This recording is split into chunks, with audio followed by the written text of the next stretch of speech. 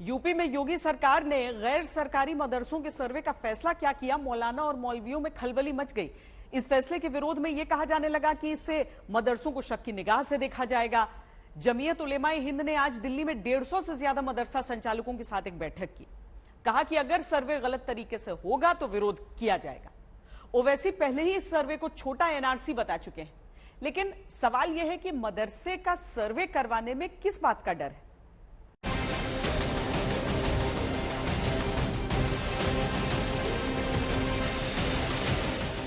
उत्तर प्रदेश के महाराजगंज का एक मदरसा। My house is big, my money मेरा, हाउस मनी घर। भारत नेपाल बॉर्डर के पास बना ये मदरसा करीब 92 साल पुराना है, लेकिन इसमें पढ़ने वाले 300 से ज्यादा बच्चों को क्या तालीम दी जाती होगी, उसका छोटा सा ट्रेलर देखिए, जहां मदरसे का प्रिंसिपल ये नहीं जानता कि साइंस को हिंदी में क्या कहते हैं। उर्दू, अरबी, हिंदी, इंग्लिश, मैथ, साइंस सब पढ़ाई जाती है 1 से 8 तक। साइंस का हिंदी में साइंस को क्या कहेंगे? साइंस को उर्दू में जो है, हिंदी में क्या कहेंगे? हिंदी में हाँ। मदरसों के समर्थक शिक्षा के इन केंद्रों को बड़े बड़े नेता देने वाला बताते हैं। दावा करते हैं कि यूपी समेत देश भर के मदरसों का आधुनिकीकरण किया जा रहा है, लेकिन यहाँ शिक्षा का स्तर क्या है, आपको इसी मदरसे के दूसरे शिक्षक बताएंगे, जो प्रधानमंत्री तक का नाम नहीं जानते। यूपी के मुख्यमंत्री का क्या नाम है? उत्तर प्रदेश के मुख्यमंत्री आदित्यनाथ। प्रधानमंत्री का क्या नाम है? मनमोहन सिंह। कौन है प्रधानमंत्री? प्रधानमंत्री कौन है देश के? नहीं पता। तो बताइए महाराज इनके जिलाधिकारी का क्या नाम है? इस वक्त तो नहीं, मैंने पहले। उत्तर प्रदेश में मदरसों की इस हालत से देश इसीलिए रूबरू हो पा रहा है क्योंकि योगी सरकार ने गैर सरकारी मदरसों का सर्वे कराने का आदेश दिया है, ताकि राज्यों के हजारों मदरसों की हकीकत पता चल सके। हमारे देश का राष्ट्रीय पक्षी कौन है? नहीं याद है? हमारे देश का राष्ट्रीय गान क्या है? राष्ट्रीय गान क्या है? हमारे देश का राष्ट्रीय पशु कौन है? हो सकता है कि आप सोच रहे हो कि ऐसी हालत तो राज्य के सरकारी स्कूलों की भी है, फिर मदरसों का सर्वे क्यों?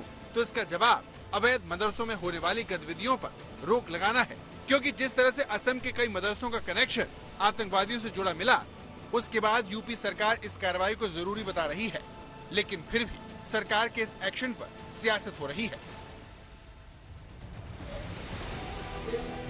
मुसलमानों के सबसे बड़े संगठन जमीयत उलेमाए हिंद के प्रमुख महमूद मदनी ने दिल्ली में बैठक बुलाई, जिसमें यूपी के मदरसों के प्रिंसिपल शामिल हुए। इस बैठक में योगी सरकार की ओर से कराए जा रहे सर्वे का विरोध किया गया। हम परेशान हैं यकीनी तौर पर, जिस तरह से मदरसों पर हमले हो रहे हैं, जिस तरह से मदरसों के ऊपर बुलडोजर की पॉलिटिक्स पूरी चल रही है, तो ये पूरे हिंदुस्तान की सालमियत के लिए खतरा है। हम इसको महसूस करते हैं कि ये आपस का भाईचारा और हमारा जो कसीरुल मजहब यानी कि जो मुख्तलिफ मज़ाहिब के लोग बाग हैं, उनको रहने के जो हुकूक हैं, उन पर कहीं ना कहीं इफेक्ट हो रहा है। तो हम लोग परेशान हैं और इसके ऊपर हम गौर करेंगे और गौर करके फिर कोई फैसला बताएं। चर्चा इस बात की थी कि मदरसों का मॉडर्नाइजेशन हो, वहाँ कंप्यूटर। मदरसे का मॉडर्नाइजेशन हमारा मामला है, मदरसे का मॉडर्नाइजेशन हमारा मामला है, वो हम जानते हैं और हम कर रहे हैं। मदरसे हमेशा से हमारे मॉडर्न हैं, हम हमेशा से मॉडर्न रहेंगे, क्योंकि हम वक्त के हिसाब से अपने आप को तब्दील करते रहते हैं। लेकिन जो मदरसे की जो हैसियत है और जो जिसके ऊपर वो अटैक कर रहे हैं, इसको लेकर हम परेशान हैं और इसके ऊपर कुछ फैसला करेंगे। ये सरकार को मदरसों को आबाद करने का प्लान है, और ये कोई प्लान नहीं, एक सर्वे है। देखिए, एक शिकायत आई थी लखनऊ में, एक मदरसा था जिसमें वहां के टीचरों ने एक बच्चे को जंजीर से बांध दिया था। तो जब उसके ऊपर एफआईआर हुई, वहां पे बहुत बवाल मचा। तो एक ऐसी बाल संरक्षण आयोग द्वारा एक ऐसी मांग की गई कि ऐसे कौन कौन से मदरसे गैर मान्यता प्राप्त जहां पे बच्चों के लिए बेसिक फैसिलिटीज है कि नहीं है, उनको जो उनके राइट्स हैं वो प्रोवाइड हो रहे हैं कि नहीं हो रहे हैं। इस नियत से किया गया ये सर्वे शुरू, इसकी न्यू यहां से पड़ी। और इस सर्वे में अगर हमारे बच्चों को बेहतर भविष्य मिल सकता है, इस सर्वे से हमको जो है अपने तालीम देने के लिए और अच्छे रास्ते खुल सकते हैं, तो निश्चित तौर पर हम सबको मिलजुल के एक साथ एकजुट होकर अपने युवाओं के बेहतर तालीम के लिए, अच्छी शिक्षा के लिए, अच्छे रोजगार के लिए हमें काम करना चाहिए और हम सब मिलजुल के एक साथ पूरे सकारात्मक भाव से आगे बढ़े। यूपी के 150 से ज्यादा मदरसे चलाने वाले दिल्ली में हुई इस बैठक में शामिल हुए, जिसमें फैसला किया गया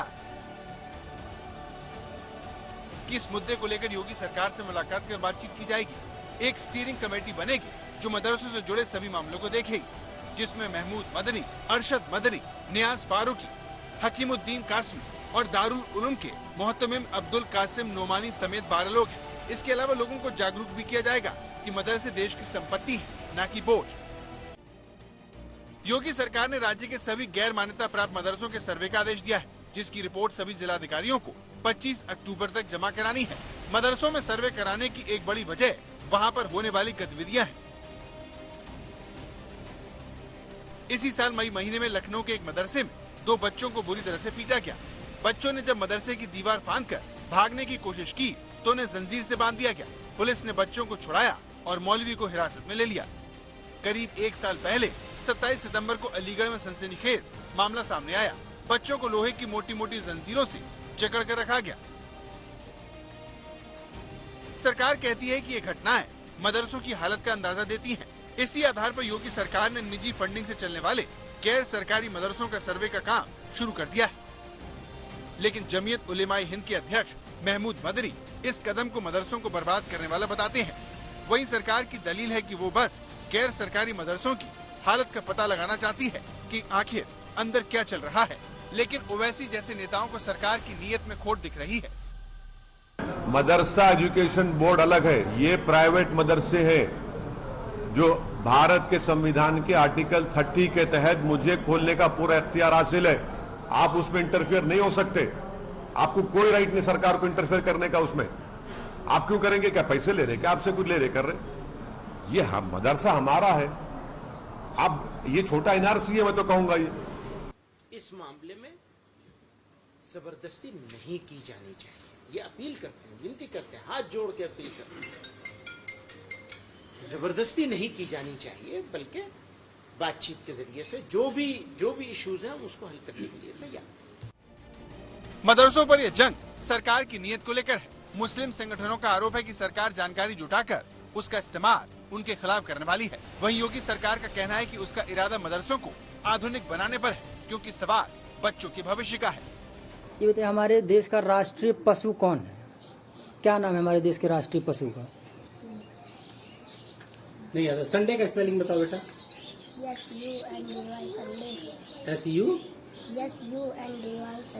SUNDY संडे। फूलों का नाम पता है? फूलों का हमारे देश का राष्ट्रीय फूल कौन सा है? आपके जिले का नाम पता है? आपके जिले का नाम? 2 का पहाड़ा सुनाओ। 2 के 2, 2 3 4, 2 3 6, 2 चौक 8, 2 5 10। 9 का पहाड़ा सुनाओ। 9 का नहीं आता। 6 का पहाड़ा सुनाओ। 6 का 6, 7 12, 6 3 18, 6 चौक 24, 6 35, 6 7 36, 6 7 42, 6 48। स्कूल में ये बताया जाता है बेटा, देश के प्रधानमंत्री का क्या नाम है? हाँ। क्या नाम है? नहीं आता। और मुख्यमंत्री का नाम पता है? उत्तर प्रदेश के मुख्यमंत्री का नाम नहीं। स्कूल में कुछ नहीं बताया जाता। दिल्ली से आशुतोष मिश्रा और लखनऊ से अभिषेक मिश्रा के साथ आज तक ब्यूरो।